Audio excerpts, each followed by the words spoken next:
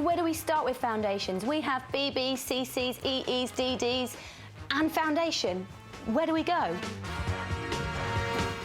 Let's start with BB creams. These are your foundation, your SPF and your moisturiser all rolled into one. You then have CCs, that's everything that she said, but you also have a little bit of colour corrector in there as well. Then you have your EE creams. Now these are basically the same as what she said, but it has an added ingredient that's going to give you a glow. Then we're going to move on to the good old classic foundation. It doesn't have the moisturising agents in that the others do. So whereas the others are going to sink into the skin, the foundation is going to last all day throughout the day. So how do you know which one is for you?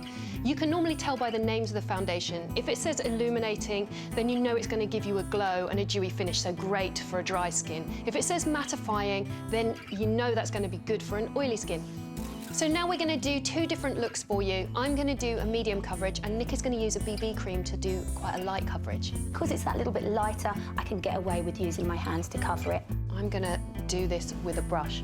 Now when you use a foundation brush, you really want to work from the centre of the face outwards.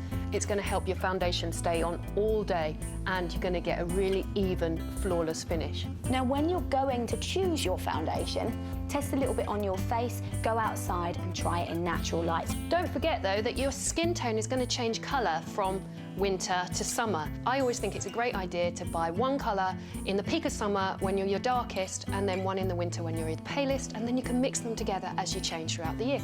So you can see with this finish, it is really flawless. If you have freckles or you have very beautiful skin and you don't really need to cover much, then a lighter coverage is going to be perfect for you. Don't cover your freckles, they're gorgeous, I promise you. Concealer is the second thing you do after you put your foundation on, because sometimes you may not need concealer in that area. So mine will be under my eyes, and I'm going to put a little bit around my nose, and I've got a few blemishes here. And then powder, when would you apply it? Well, at the end when you've finished your concealer and your foundation.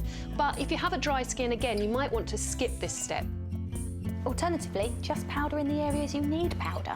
So just pop it on the T-zone if you need a bit of powder and keep the rest lovely, fresh and glowing. So there you have the two finished bases, one with a slightly lighter coverage and one with a slightly fuller coverage. Have fun trying and see which one you like best.